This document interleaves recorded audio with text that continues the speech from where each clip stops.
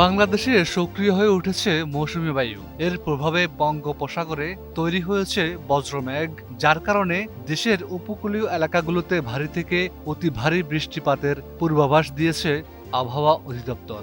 একই সঙ্গে দেশের 4টি সমুদ্র বন্দরকে 3 নম্বর স্থানীয় সতর্ক সংকেত দেখাতে বলা হয়েছে। কেসারেন শেকড় থেকে শিখরে।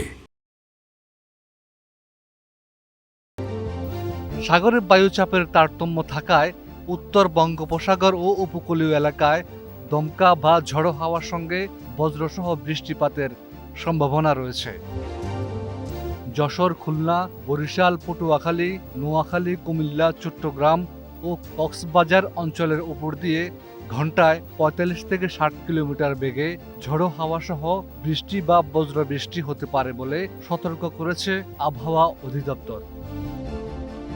চট্টগ্রাম, কক্সবাজার, মংলা ও পায়রা সমুদ্র বন্দরকে 3 নম্বর স্থানীয় সতর্ক সংকেত দেখিয়ে যেতে বলা হয়েছে।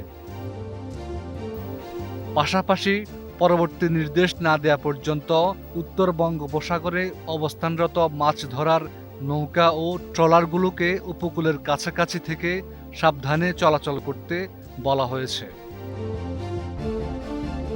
আগামী 5 দিন রংপুর, ময়মনসিংহ, ঢাকা, খুলনা, বরিশাল, চট্টগ্রাম ও সিলেট বিভাগের অধিকাংশ জায়গায় এবং রাজশাহীর অনেক এলাকায় হালকা থেকে মাঝারি ধরনের বৃষ্টি বা বজ্রবৃষ্টি হতে পারে।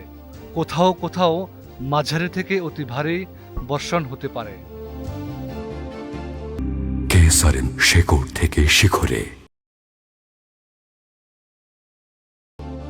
আবহাওয়া খারাপ থাকায় বিনা প্রয়োজনে বাইরে না যাওয়ার আহ্বান জানানো হয়েছে। উপকূলীয় এলাকায় বাসিন্দাদের সতর্ক থাকার অনুরোধ জানিয়েছে সংশ্লিষ্ট কর্তৃপক্ষ। হাফিজুল্লাহ, 21 টেলিভিশন।